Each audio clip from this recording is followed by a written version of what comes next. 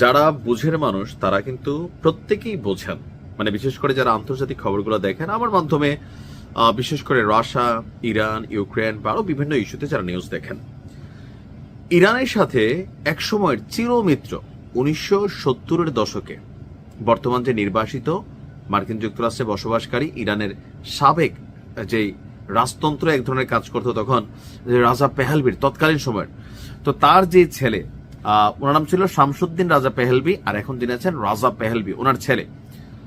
তো তাদের সময়ে আমেরিকা এবং ইরানের মধ্যে ইতিহাসের সেরা ভালো সম্পর্ক ছিল। 79টা যুদ্ধ বিমানে দিয়ে দিচ্ছে, আর একটা নিউজে দেখছেন আমি এটা বলছি।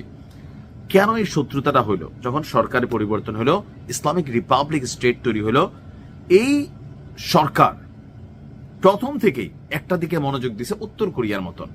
তারা আজ থেকে 45 বছর আগে টের পাইছে যে আগামী দিনে পৃথিবীতে টিকে থাকতে হইলে, আপনার দেশকে রক্ষা করতে হইলে দরকার হচ্ছে পরমাণু শক্তি। আপনি দেখেন নর্থ কোরিয়া ওয়াই, পাকিস্তান ওয়াই, রাশিয়ার কেউ ঘাটতেছে না ওয়াই? কারণ প্রত্যেকটা রাষ্ট্র পারমাণবিক শক্তিতে কম বেশি শক্তিশালী। তো এখন আরব রাষ্ট্রগুলোর মধ্যে কারোর কাছে পারমাণবিক তো দূরের কথা, একটা মিসাইল বানায়নি ঠিক মতো, আপনি দেখেন তো ভালো মানের হাইপারসোনিক সুপারসোনিক আছে নাই। ইরান একমাত্র রাষ্ট্র যারা পারমাণবিক মেশিনারিজ বানাই ফেলছে। আর এই মিশন আজকের ছিল না, সেটার জন্য তারা সকল দিক ডেভেলপ করছে। অলরেডি গেল বছর জুন মাসে যে ঘটনাটা হইল, আমেরিকা এবং তার দুষ্ট ছেলে, পালিত ছেলে, তারা যে অভিযানটা চালালো, টার্গেটগুলো কি ছিল? প্রত্যেকটা পারমাণবিক ঘাঁটি। বাট ইরানও কম যায় না, তারা জানে যে এগুলারে আজ হোক কাল হোক টার্গেট করা হবে। অনেক সিস্টেমিকলি তারা ইউরেনিয়ামগুলোকে সংরক্ষণ করেছে, সরিয়ে নিয়েছে, ক্ষতিগ্রস্ত হয়েছে, বাট আবার রিকভারিং করছে। তো এই যে কোনোভাবেই ইরানকে পরমাণু শক্তিধর হয়ে গেলে তখন আর মন চাইলেই কিন্তু দিতে পারবে না। ইরান এখন ডেভেলপিং করছে, ধরেন বাচ্চা অবস্থায় আছে, এটা কিন্তু এটা বড় পূর্ণাঙ্গ হবে, অ্যাডাল্ট হবে, তখন আর কিছু করা যাবে না। কেন? তখন লাইক উত্তর কোরিয়ার মতন হয়ে যাবে, কথার আগে হাত চলবে, মাল উড়বে। ইরানের এই সক্ষমতাটা পশ্চিমা যারা আছে, শুধুমাত্র যুক্তরাষ্ট্র না, আপনি দেখেন এখন পেছনে কয়জনের নাম পাইছেন, কানাডা, তারপর পাইছেন যুক্তরাজ্য, ফ্রান্স, তারপর হচ্ছে জার্মানি, আরো অনেক আছে পিছনে, আরবদের মধ্যেও চাচ্ছে না। তো এদের সবার টার্গেট এই পরমাণু কেন্দ্রগুলা, এই প্রকল্পগুলা নানানভাবে বিভিন্ন সময় এখানে ঘটানোর চেষ্টা করছে। সর্বশেষ এই বিক্ষোভের মাধ্যমে এরা ভাবছিল সরকারটা ফালাই দিবে, আর ওই যে আমেরিকায় থাকা ক্রাউন প্রিন্স রেজা পাহলভি, সে স্বপ্ন দেখছে সে ক্ষমতায় বসবে, তারে ক্ষমতায় বসানো হবে। তবে ট্রাম্প কিন্তু না করে দিছে, কারণ এখানে ক্ষমতার আর পরিবর্তন হবে না, everything is right now under control.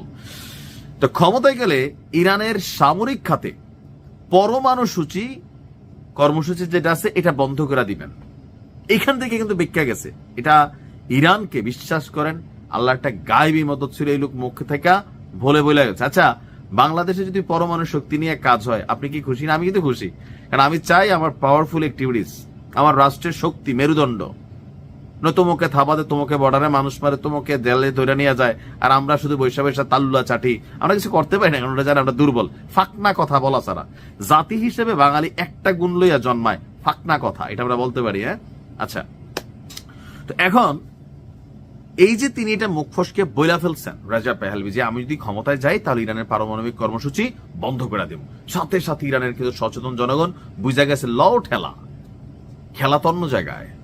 তারপরে জনগণ রাজপথে নেমে গেল, সরকারপন্থী হইয়া একটা রিয়েকশন দিয়ে বসে, এরপরে কিন্তু পরিবেশটা বদলাই গেছে, আলহামদুলিল্লাহ। তো এখন যুক্তরাষ্ট্র এবং ইসলির প্রতিও এই যে ভালোবাসা, ইসলিকে আপনার সমর্থন দিবে, স্বীকারোক্তি বলছে সে ক্ষমতা যাইয়ে প্রথমে।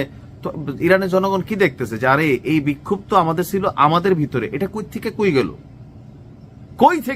এখন তো একটা চেহারা বাই চড়তেছে। এখন কিন্তু জনগণ সচেতন। এখন আমার মনে হয় যে একটা বড় অভিযান হবে, যুদ্ধ হবে, দেশে বিদেশে এখনো চলতেছে খেলা, দেশের ভিতরে এক শ্রেণী এখনো বিভিন্ন জায়গায় বিচ্ছিন্নভাবে প্রতিবাদ বিক্ষোভ জারি রেখেছে, সরকারকে হিমশিম খেতে হচ্ছে। বাট ইরান নিজেদের কপাল খাবে যদি এই খেলাতে কখনো পড়ে যায়, জনগণ যদি সচেতন না হয়। ঠিক ফিলির ভাইদের মতন হবে, আল্লাহ হেফাজত করুক। আসসালামু আলাইকুম।